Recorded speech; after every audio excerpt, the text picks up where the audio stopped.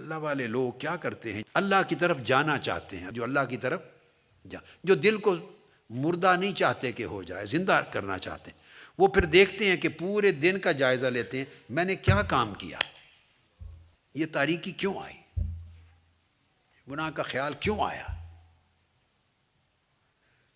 تو کوئی چیز اسے اپنائیت کی ملی ہے، پھر سارے دن کا جائزہ لینا ہوتا ہے. صبح سے میں اٹھا تھا تو کیا کیا کیا، میں نے کسی سے گفتگو کی. بعض اوقات ایسا ہوتا ہے آپ نے کوئی گناہ کا کام کیا، بعض اوقات کوئی غفلت کی، بعض اوقات کوئی نماز چھوڑ دی، بعض اوقات کسی سے بے احتیاطی زیادتی کر دی، ظلم کر لیا، بعض اوقات ماں باپ سے، بڑے بزرگ سے کسی سے اونچا بول لیا، بعض اوقات زیادہ کھا لیا. میں آپ کو ساری قسمیں بتا رہا ہوں. زیادہ کھا لیا، پیٹ بھر لیا، اب ڈکار ہی نہیں آ رہا. کہ یہ بھی کہتے ہیں جی ڈکار نہیں آتا، ڈکار کہاں ہے، اس غریب کے لیے جگہ چھوڑی نہیں آپ نے. ڈکار کو بھی کوئی جگہ چاہیے نا، تھوڑی سی ہوا سے ہی آتا، اب اس ہوا کے لیے جگہ ہی نہیں چھوڑی. اللہ کا شکر ہے کہ ہمارے اس پورے ہاؤس میں دیکھو اللہ کی شان، کوئی ایک شخص بھی اس حال میں نہیں بیٹھا بھی جس کے پاس ڈکار کی جگہ نہ ہو. یعنی کتنا یہ مشن کا ایک فیض ہے.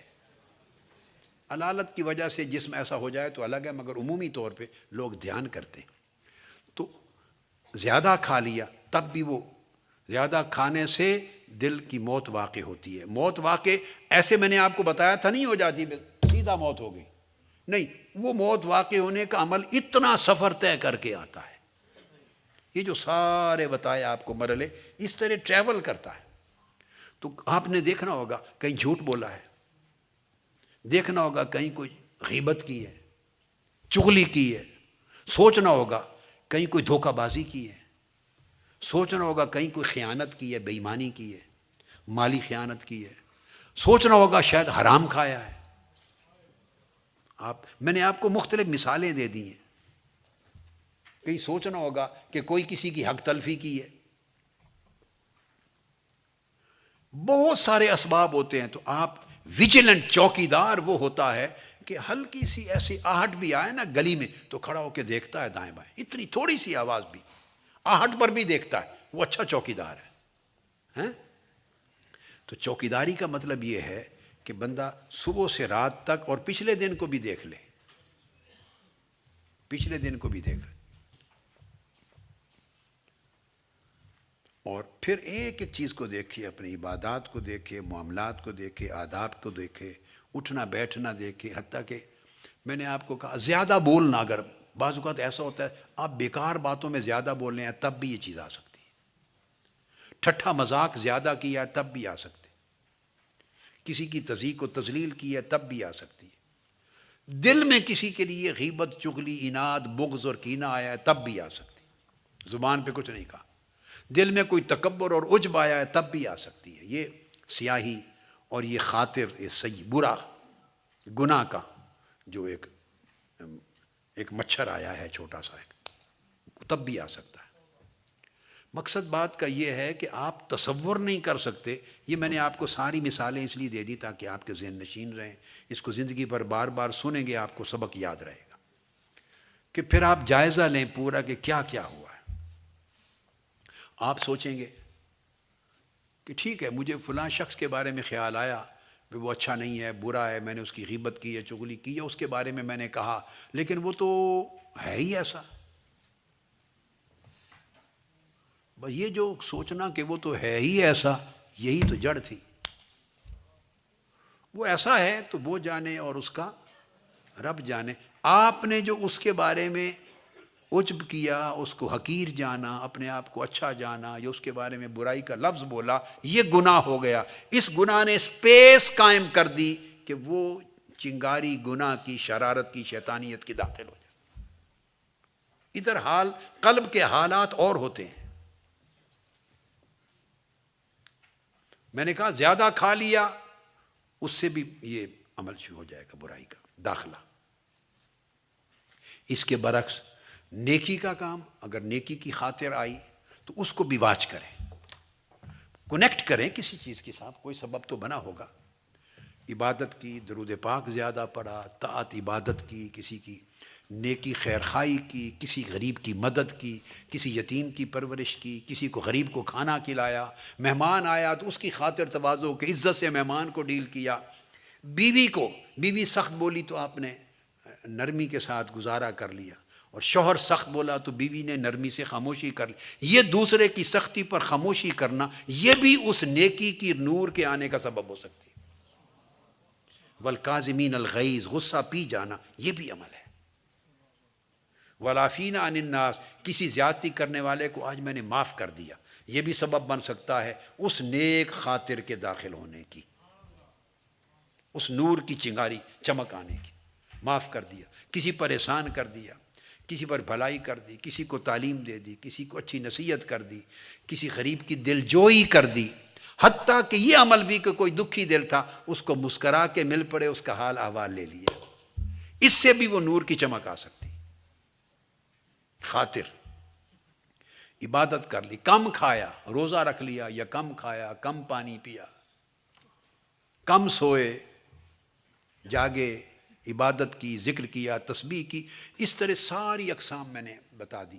تو ان میں سے ویجیلنٹ ہونا ہے کہ کس چیز کے ساتھ وہ چیز آتی ہے، پھر آپ اس کو دہرائیں گے، اس کو اور ایڈ کریں گے، بار بار اس عمل کو، اس نیک عمل کو اپنے بار بار کریں گے، بار بار کریں گے، مگر یہاں یاد رکھ لیں وہ بار بار کرتے ہوئے یہ نگاہ میں نہ رہے کہ وہ چمک کے لیے کر رہا ہوں، یہ بھی نکتہ ہے۔ یہ نہیں بس وہ خیال ہوا تو پھر نہیں آئے گا وہ چمک، اس لیے کہ چمک مقصود بن گیا اور اصل جو مولا تھا وہ ہٹ گیا نگاہ سے، پھر آپ اس روشنی کے لیے کر رہے ہیں، آپ اس روشنی کے لیے کر رہے ہیں۔ یہ بڑی باریک چیزیں ہیں، بندہ سمجھ لے تو بڑی آسان ہے، سمجھ لے تو۔ کرامت کے لیے نہیں کرتے نیک اعمال، کرامت ملے، مشاہدہ ملے، زیارت نصیب ہو۔ بہت سے لوگ خواہش کرتے ہیں، کہتے ہیں حضور میں ساری زندگی وہ اسی پہ لگے رہتے ہیں، روتے ہیں، کہتے ہیں زیارت نہیں ہوئی آقا علیہ الصلوۃ والسلام کی۔ کوئی کہتا ہے کہ آپ کی ہو جاتی تھی، فلاں کی ہوتی تھی، اب اتنا عرصہ ہو گیا نہیں ہوئی، روتے ہیں، زیارت نہیں ہوئی، یہ ملے، کرامت ملے، برکت ہو۔ یہ ان چیزوں کے پیچھے پڑنا منزل کھو جاتی ہے۔ یہ ساری چیزیں بائی پروڈکٹس ہیں،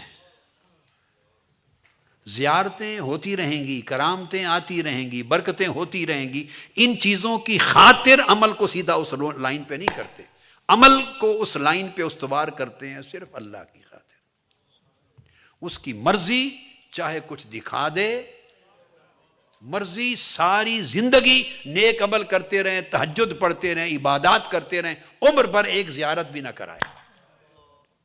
جس نے عمر بھر ایک زیارت نہیں کی اس کا درجہ کم نہیں ہوا، اور جو ہر ہفتے زیارت کرے اس کا درجہ بلند نہیں ہوا۔ یہ یاد رکھنا، ہمارے کنسپٹ الٹے ہو گئے ہوئے، ہمیں کنسپٹ نہیں ہے۔ درجات استقامت کے ساتھ ہوتے ہیں، صدق اور اخلاص کے ساتھ، اس کی تابعداری کے ساتھ، اس کی وفاداری کے ساتھ، دل کو اس کا خلوت خانہ بنانے کے ساتھ، اس سے تعلق اور محبت اور الفت جوڑنے کے ساتھ، اس کے ساتھ جڑ جانا، اور نگاہ ایسی اس کی طرف کرنا کہ نہ دائیں جائے نہ بائیں جائے۔ ما زاغ البصر وما طغى، نگاہ نہ ادھر بھٹکی نہ ادھر گئی، بس اس کو تکتے رہنا۔